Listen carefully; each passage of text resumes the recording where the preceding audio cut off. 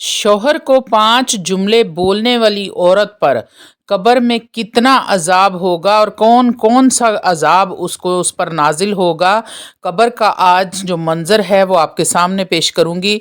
आऊज़ बिल्लाहि मिनश शैतानिर रजीम, बिस्मिल्लाहिर रहमानिर रहीम। शुरू करती हूँ अल्लाह के बाबरकत नाम से जो बड़ा मेहरबान और निहायत रहम फरमाने वाला है।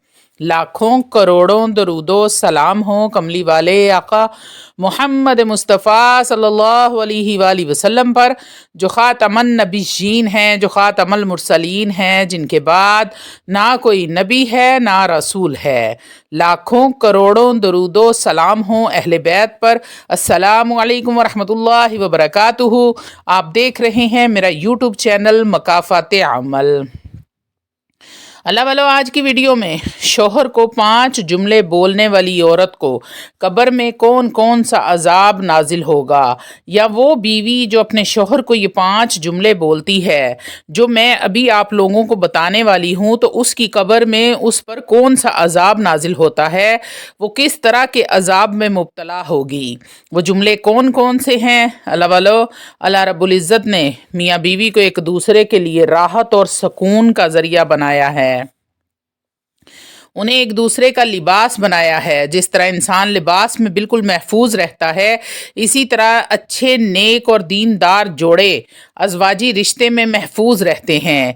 एक दूसरे का लिबास होने की वजह से एक दूसरे की खामियों को छुपा लेते हैं। ऐ मेरी इस्लामी बहनों, कभी भी अपने शौहर को ये 5 जुमले मत बोलना। अगर अपने शौहर को ये 5 जुमले बोलोगी तो याद रखना, तुम कब्र में 5 अजाबों की मुस्तहिक बन जाओगी, तुम अल्लाह के अजाब का निशाना बनोगी। अल्लाह वालों, ये 5 जुमले कौन से हैं ये बताने से पहले मैं आप लोगों को एक छोटा सा वाक़या सुनाना चाहती हूँ। ये वाक़या सुनने के बाद आप इस वाक़या से इबरत हासिल करेंगे और कभी भी वो गुनाह नहीं करेंगे जो इस औरत ने किए थे।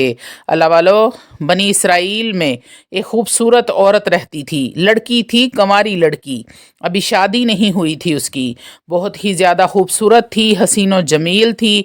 अल्लाह रब्बुल इज़्ज़त ने उसको बहुत ज़्यादा हुस्न व जमाल से नवाज रखा था। जिस कदर वो खूबसूरत थी उससे कहीं ज़्यादा वो खूब सीरत भी थी, नेक सीरत थी। अल्लाह रब्बुल इज़्ज़त की हर वक्त इबादत में मसरूफ़ रहती, दिन को रोज़ा रखती, पूरी पूरी रात क़याम करती थी। वो हर वक्त अल्लाह के हजूर सजदे में रहती और उसकी इबादत और रियाज़त का आलम ये था कि उसकी हर एक दुआ कबूल हो जाती। उसकी नेकोकारी के चर्चे पूरे इलाके में फैले हुए थे और दूर दराज के इलाकों से लोग उसके पास अपनी हाजात के लिए दुआ करवाने आते थे। मज़े की बात तो ये है कि वो जब भी हाथ दुआ के लिए बुलंद करती तो अल्लाह रब्बुल इज़्ज़त फ़ौरन उसकी दुआ को कबूल फरमा लेते। उसकी कोई भी दुआ कभी भी रद्द नहीं हुई थी। जिसके अच्छे नसीब के लिए दुआ करती, अल्लाह रब्बुल इज़्ज़त उसका नसीब अच्छा कर देते। जिसके लिए औलाद नरीना की दुआ करती, अल्लाह रब्बुल इज़्ज़त उसकी खाली झोली को भर देते, बेटों से नवाज देते। अल्लाह वालों, इसी इलाके के एक अमीर शख्स रहता था जिसके पास बहुत ज़्यादा मालो दौलत था। अल्लाह रब्बुल इज़्ज़त ने खूबसूरती के साथ साथ उसे बहुत ज़्यादा मालो दौलत से भी नवाज रखा था। उसके पास रिस्क और मालो दौलत की कोई कमी ना थी। जितना वो अमीर था उतना वो खूबसूरत भी था, उससे कहीं ज़्यादा वो नेक दिल इंसान था। किसी चीज़ का तकब्बुर नहीं था, उसको मालो दौलत का घमंड नहीं था। इस तरह एक मर्तबा वो अमीर शख्स कहीं से गुज़र रहा था कि रास्ते में जाते हुए उसकी नज़र इस खूबसूरत लड़की के चेहरे पर पड़ी। जैसे ही उसने लड़की का खूबसूरत चेहरा देखा, देखते ही देखते वो इस पर फ़रिफ्ता हो गया। अब हर वक्त उस लड़की से शादी करने के लिए बेताब रहने लगा। सारी सारी रात उसे नींद नहीं आती थी। वो पूरा पूरा दिन बेचैन और बेकरार रहता था। अब हर वक्त उसके दिल में ये ख्याल रहता था कि इस लड़की को किस तरीके से हासिल किया जाए, किस तरीके से अपना शरीके हयात बनाया जाए। एक दिन उस अमीर शख्स के दिल में ख्याल आया क्यों ना मैं अपने वालदैन को निकाह का पैगाम देकर उसके घर भेजूं, हो सकता है कि वो ये निकाह के लिए राज़ी हो जाए। तो उसने अपने वालदैन को फ़ौरन उस लड़की के घर रिश्ता लेकर भेज दिया और उसके वालदैन से उस लड़की का रिश्ता मांगा तो उन्होंने फ़ौरन से रजामंदी ज़ाहिर कर दी। अब दोनों की शादी हो गई। शादी के बाद उनकी ज़िंदगी बड़ी ही पुरसकून गुजर रही थी, लेकिन अचानक उनकी खुशियों को किसी बदनज़रे की नज़र लग गई। हुआ कुछ यूं कि उस लड़की को कोई मोहलक बीमारी लग गई, जिसको हम आम जुबान में कैंसर बोलते हैं। कैंसर का इलाज करवाने लगे। हर हकीम डॉक्टर जहाँ जहाँ वो जा सकते थे वो गए, उन्होंने इलाज करवाया, लेकिन बेसुध रहे, नाकाम हो गए। अब उसका शोहर था जिसको अपनी बीवी से बेहद मोहब्बत थी, हर वक्त वो बेकरार रहने लगा।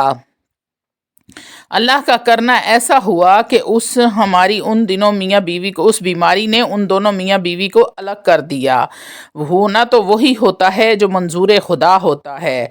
तो ऐसा ही हुआ, एक दिन मौत का फरिश्ता आया और उस लड़की को कैंसर के दौरान ही रूह कब्ज़ करके चला गया। अब शोहर बहुत ज़्यादा परेशान हुआ कि मेरी बीवी इंतकाल कर गई है, जैसी भी थी मेरी पसंदीदा औरत थी, मुझे उससे मोहब्बत थी बेइंतहा। इस दौर की शरीयत के मुताबिक लोगों ने उसे गुस्ल कफन दिया और गुस्ल देते वक्त औरतों ने गौर किया कि उसका खूबसूरत चेहरा बदसूरत हो गया है, उसका खूबसूरत रंग सफ़ेद रंग स्याह रंग में बदल गया है, अजीब सी शक्ल हो गई है, सफ़ेद चेहरा स्याह हो गया था। लोग ये देखकर हैरान और परेशान हो गए कि आखिर ये सारा माजरा है क्या।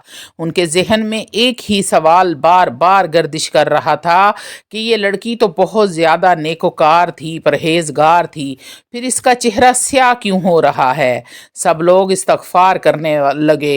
अल्लाह वालो, जैसे ही उसके अजीज़ो अकारब ने मैयत को कंधे पर उठाया, उनको ऐसे महसूस हो रहा था जैसे उन्होंने किसी औरत की नहीं, मैयत को नहीं, बल्कि किसी भारी और वज़नी पत्थर को उठाया हुआ है। मतलब कि उसकी लाश बहुत ज़्यादा वज़नी हो चुकी थी। बड़ी ही मुश्किल से लोग मैयत को लेकर कब्रिस्तान पहुँचे तो देखते क्या हैं कि जिस कब्र में उसको दफनाना था, उस कब्र में एक सांप और दो चार बिच्छू बैठे हुए थे, जिनको देखकर लोगों ने फ़ौरन उस कब्र को बंद कर दिया। अब जैसे ही दूसरी कब्र खोदी तो लोगों की आंखें फटी की फटी रह गईं कि वही सांप और बिच्छू जो पहली कब्र में मौजूद थे वही इस कब्र में भी मौजूद हैं। अब दूसरी कब्र भी बंद कर दी गई। अब तीसरी जगह कब्र खोदने लगे। जैसे ही तीसरी जगह कब्र खोदी तो देखते ही देखते लोगों के पाँव के नीचे से ज़मीन निकल गई। इस कब्र में भी वही सांप और बिच्छू बैठे हैं जो पहली कब्र में मौजूद थे। लोगों ने मैयत को वहीं छोड़ा, कब्र को वहीं छोड़ा और भागम भाग मस्जिद के इमाम के पास चले गए और जाकर तमाम माजरा बयान किया कि और पूछा कि हम अब क्या करें, हमें समझ नहीं आ रही, इस औरत को कहाँ दफन करें।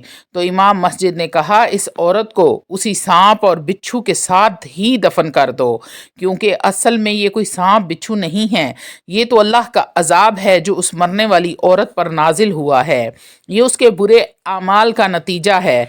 तो लोग कहने लगे कि मौलवी साहब ये तो बहुत ज़्यादा नेकोकार थी, मुत्तकी थी, नमाजें पढ़ती थी, कुरान मजीद पढ़ की तिलावत करती थी, रोज़े रखती थी, रातों को क़याम करती थी। तो मौलवी साहब ने कहा, नहीं, ये तुम लोगों की गलत फहमी है, उसने ज़िंदगी में ज़रूर कोई ना कोई गुनाह किए होंगे।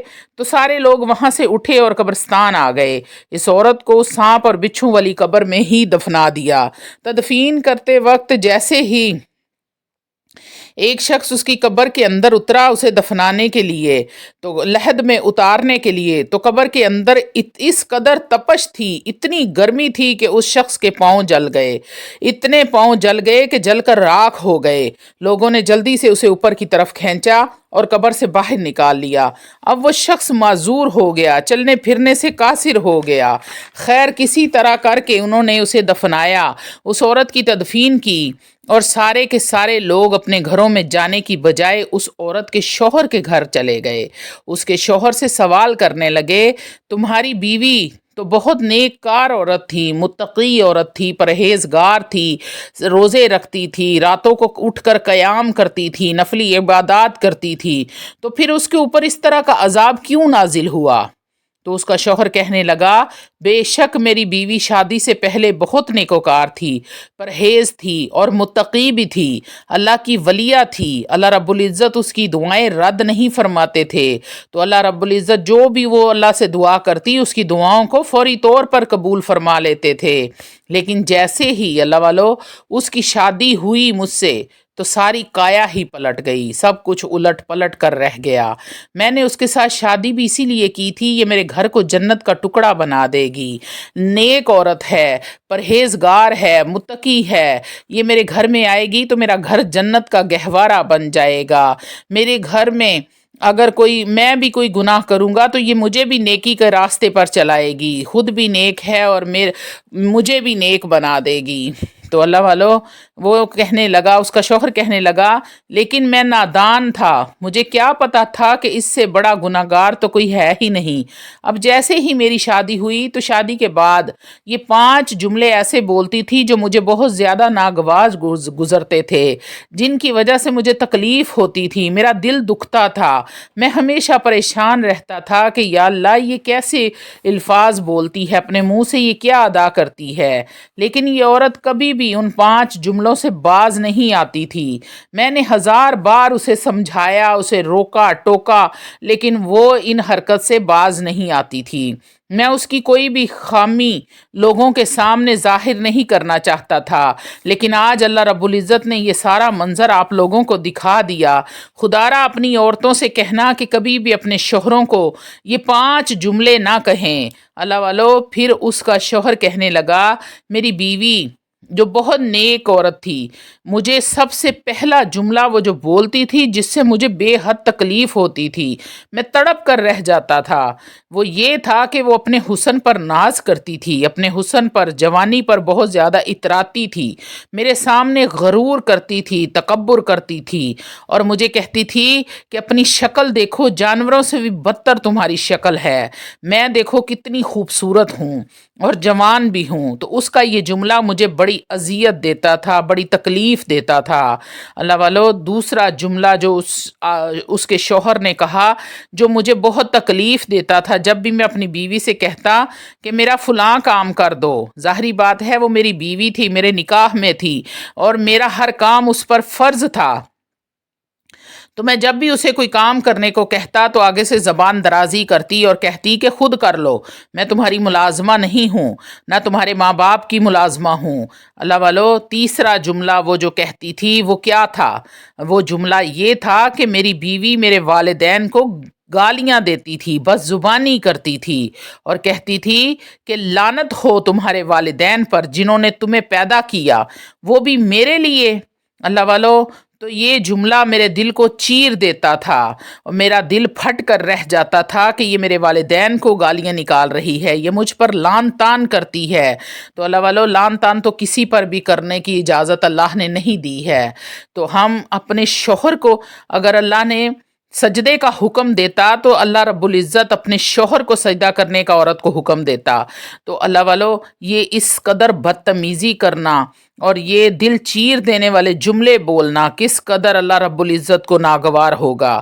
چوتھا جملہ جو وہ عورت کہتی تھی، جب بھی میں اپنی بیوی سے اظہار محبت کرتا، اس کا شوہر کہتا ہے کہ جب بھی میں اپنی بیوی سے اظہار محبت کرتا کہ تم میری لاڈلی بیوی ہو، تم میری پسندیدہ عورت ہو، تو وہ آگے سے کہتی ہاں ہاں میری ہی قسمت پھوٹی تھی جو میری تم جیسے نکمے سے شادی ہو گئی، نکمے سے ہڈ حرام سے میرا نکاح ہو گیا، تم سے شادی کر کے تو میری زندگی ہی خراب ہو گئی ہے۔ پانچواں جملہ جو وہ بولتی وہ میرے دل کو کاٹ کر رکھ دیتا۔ اس کا شوہر کہتا ہے کہ جب بھی میں اسے کہتا کہ کیا تم مجھ سے محبت کرتی ہو، تو وہ کہتی کہ میں تجھ سے محبت کرنے سے بہتر ہے کسی کتے سے محبت کر لوں۔ استغفر اللہ۔ اللہ والو یہ کس قدر گھٹیا الفاظ ہیں، اور اس طرح کی عورتیں اللہ نے جہنم انہی عورتوں سے بھرنا ہے۔ آپ نے ہر جگہ پہ ہر مسلمان کو یہ پتا ہوگا، یہ حدیث ہر بندے نے پڑھی ہوگی، سنی ہوگی کہ جہنم میں سب سے زیادہ تعداد ان عورتوں کی ہوگی جو اپنے شوہر سے نافرمانی کرتی ہیں، اپنے شوہر کے ساتھ اس طرح کا رویہ رکھتی ہیں تو اللہ वालों वो कहती कि मैं किसी जानवर से मोहब्बत कर लूँ, मैं किसी कुत्ते से मोहब्बत कर लूँगी, लेकिन तुमसे कभी भी मोहब्बत नहीं कर सकती। ये मुझे जानवरों से भी बदतर कहती, लेकिन जो शौहर को मुतनफ़िर कर देते हैं, जिसकी वजह से अल्लाह रब्बुल इज़्ज़त औरत पर इतना बड़ा अज़ाब नाज़िल किया कि उसकी एक जगह कब्र खोदी तो उसमें भी सांप और बिच्छू थे, उसको बंद किया, दूसरी जगह कब्र खोदी तो उसमें भी सांप और बिच्छू थे, तीसरी कब्र में भी सांप और बिच्छू थे। आखिर उन लोगों को, औरत को उन सांप और बिच्छू के साथ ही दफनाना पड़ा, क्योंकि ये अल्लाह की तरफ से अज़ाब था उस पर। तो अल्लाह वालों, ये अल्लाह रब्बुल इज़्ज़त ने औरतों के लिए, मुसलमानों के लिए एक इबरत का निशान बनाया, ताकि औरतों को समझाया जा सके कि वो अपनी ज़बान पर कंट्रोल करें। तो अल्लाह वालों, ज़बान एक ऐसी चीज़ है कि इंसान को फ़र्श से उठाकर अर्श पर बिठा देती है और अर्श पर बैठे हुए बंदे को फ़र्श पर गिरा देती है। तो अल्लाह ताला हम सब को नेकी की हदायत दे और दीन पर कायम रहने की तौफ़ीक अता फ़रमाए। वाखिर दवाना अनिल हम्दुलिल्लाहि रब्बिल आलमीन।